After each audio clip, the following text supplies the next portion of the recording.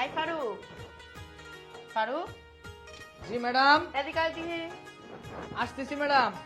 এতক্ষণ লাগে নাকি? তাড়াতাড়ি আয়। কি ম্যাডাম ডাকছেন আমার? দেখ তো আমাকে কেমন লাগতেছে। ম্যাডাম আপনার তো খুব সুন্দর লাগে। সত্যি সুন্দর লাগতেছে? হ্যাঁ সত্যি ম্যাডাম। আমার দেখতে অনেক সুন্দর লাগতেছে না? হ্যাঁ ম্যাডাম, আপনি তো এমনিতেই অনেক সুন্দর। আমার দেখে তো আর কিছু মনে হয় না। কি মনে হবো ম্যাডাম? কিছুই মনে হয় না। বোকা চন্ডিদাস, তুই তো এখনো বিয়ে করিসনি, তোর মনে তো অনেক কিছু জায়গার কথা। আমার দেখে কিছুই জাগে না তোর। এইসব কি কইতেছেন ম্যাডাম? এইসব যদি স্যারে জানতে পারবে তাহলে আমার চাকরি থাকবো না। আরে বোকা, তোর স্যার কিভাবে জানবো? তোর স্যারকে যদি আমি না বলি। দেখেন আমার কিন্তু ভয় লাগতেছে। এই বোকা, তুই যে আমার চুপি চুপি করে দেখোস, আমি কিন্তু সব দেখি আর সব জানি। আর আমার এই দেহের উপরে যে তোর অনেক আগে থেকে লোভ, সেটা আমি জানি। আমারে যদি তুই পাইতে চাস, আমার কি তুই কাছে পাইতে চাস? হ ম্যাডাম, আপনার আমি কাছে পেতে চাই। তাহলে আয় আমার কাছে। দাঁড়া। কি হইল আবার ম্যাডাম? কি হলো বুঝিস না? ছোট্ট একটা কাজ করে দিবি। ওইটা করলেই তুই আমার সারা জীবনের জন্য তুই পাবি। তুই যা চাবি তাই পাবি। সুখ আনন্দ আমারে ভোগ করতে পারবি। সত্যি কইতেছেন ম্যাডাম? হ্যাঁ। তাহলে একটা কাজ কেন, আপনি 1000টা কাজ দেন, আমি আপনার চোখ বুঝে আপনার কাজ করে দেব। সত্যি তো? সত্যি। পিছাবি না তো? না ম্যাডাম, আপনি শুধু একবার কইয়া দেখেন। আচ্ছা ঠিক আছে, আয় আমার লাগে। চলেন। এই ওয়াশরুমই তোর কাজটা। ছোট্ট একটা কাজ, এই কাজটা তুই করবি, সব কিছু পাবি, আমার পুরাটা পাবি। শোন, ওখানে একটা জিনিস আছে, ওটা নিয়ে শুধু বাইরে পালাই দিবে, আর কিচ্ছু না। আরে ম্যাডাম আপনি কোনো চিন্তা করেন না, ছোট্ট একটা কাজ তো। আপনি যান, আমি এটারে ডাস্টবিনে সুইটা ফালাই দিয়ে এক্ষুনি আইতেছি। আচ্ছা ঠিক আছে, আমি গেলাম। ঠিক আছে যান। যাক, ম্যাডাম রে মনের মতন করে পাবো আমার জীবন সঙ্গী হিসাবে। যাক, কাজটা করে আসি আগে।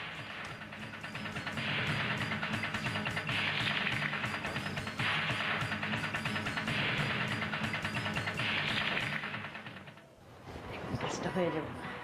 আমি জানি ওর খুব বিশ্বাস আছে, ও আমার কথা কখনই ফালাইতে পারবো না। ও কাজটা সাইরে তারপরে আমার কাছে আসবে। ম্যাডাম, আর কি হইছে? ম্যাডাম, কাজটা সারছাস? এই কাজ আমি করতে পারবো না ম্যাডাম। কি? এই কাজ আমি করতে পারবো না। তুই এই কাজ করতে পারবি না? না ম্যাডাম। এই, তুই কি চাস না আমারে? ম্যাডাম চাই তো, কিন্তু এটা আপনি কি করছেন? কি করছি, যা করছি ভালো করছি।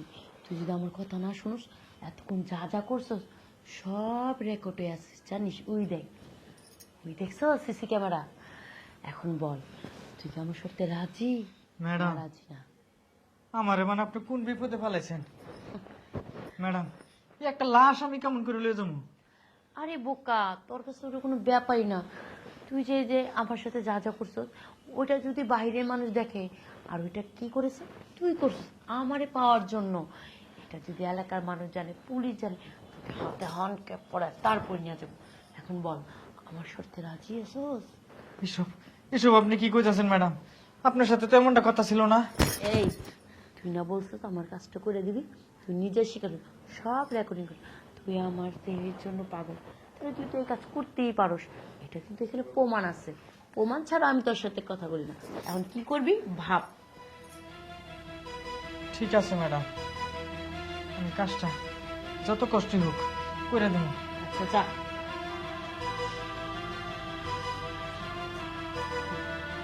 আমি জানি সোজা আঙ্গুলে ঘৃণা উঠলে আঙ্গুল ব্যাকা করতে হয়, কিভাবে ভাবি ফেলাতে হয় সেটা আমার ভালো করেই জানা আছে।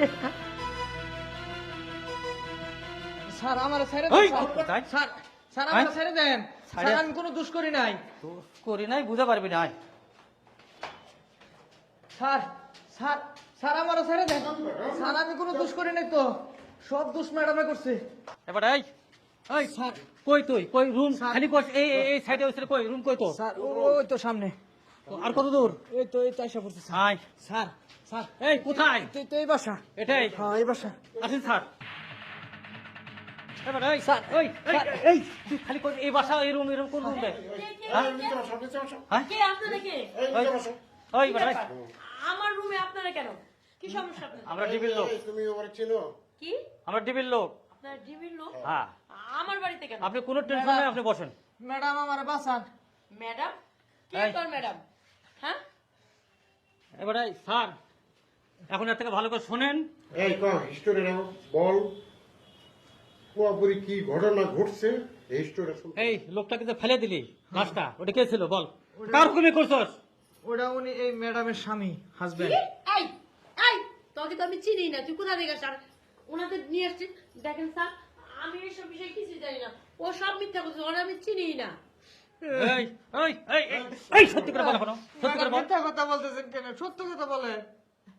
মিথ্যা কথা আমি বলতেছি, এই। তুই বলতেছস। তুই কোনো প্রমাণ দিতে পারবি যে এই ম্যাডামই এই কাজ করছে? হ্যাঁ স্যার, প্রমাণ দিতে পারুন। কি প্রমাণ দিতে পারি বল? ওই যে দেখেন সিসিটিভি আছে, উনি সিসিটিভির মধ্যে হ্যাঁ। সাইন সাহেব, জি, ওই সিসি ক্যামেরাটা নিয়ে কম্পিউটার দেখে পুরো ছবিগুলো আপনি এডিট করেন, এডিট করে নিয়ে আরে না, সিসি ক্যামেরা কিছু না, আমার সিসি ক্যামেরা নষ্ট। না দেখতে হবে। আপনি অফ থাকেন, আমরা জিনিসটা পরীক্ষা করে দেখি। আপনি যদি অপরাধী না হন, আপনি কোনো সাজা পাবেন না। খামাখা একটা নির্ভর ছেলে কেন সাজা পাবে? আপনি কেন সাজা পাবেন? যেমন স্যার। ক্যামেরাটা দিয়ে খুলে নিয়ে কম্পিউটার আরে দেখে দেখতে হবে না, শুনেন আমার কথা। থামেন। আমি ওকে চিনি না, আর CC যদি আপনি ক্যামেরা সত্য নষ্ট। ঘটনা স্বীকার করেন তাহলে আমরা সিসি ক্যামেরার কাজ করবো না। আপনি কি কোনো অপরাধ করছেন বলেন? ম্যাডাম, ম্যাডাম এখনো সত্যি কথা কয়ে দেন। হ্যাঁ, আমি অপরাধী, আমি অনেক খুন করছি। শুনছেন? এই তো স্বীকার করতে পার। আপনি খুন করছেন? হ্যাঁ, আমি খুনি। কেন খুন করবো না? দিনের পর দিন ও আমাকে টর্চারিং করছে, দিনের পর দিন ও আমার ঠকাইছে, এজন্য আমি ওকে খুন করছি। ও একটা মানুষ। তাই মার্ডার করতে হবে, স্বামী মারতে হবে, হ্যাঁ স্যার, দেশে আইন আছে না? আছে। তাহলে আমি অনেকের কাছে সাহায্য চাইছি, কেউ আমাকে সাহায্য করে নাই। ও একটা মেয়ে নবী, এজন্য ওকে আমি খুন করছি। এছাড়া আমার কোনো উপায় ছিল না। এই সাহেব সাহেব, কোর্ট আছে, আপনি কোর্টে নিয়ে যান।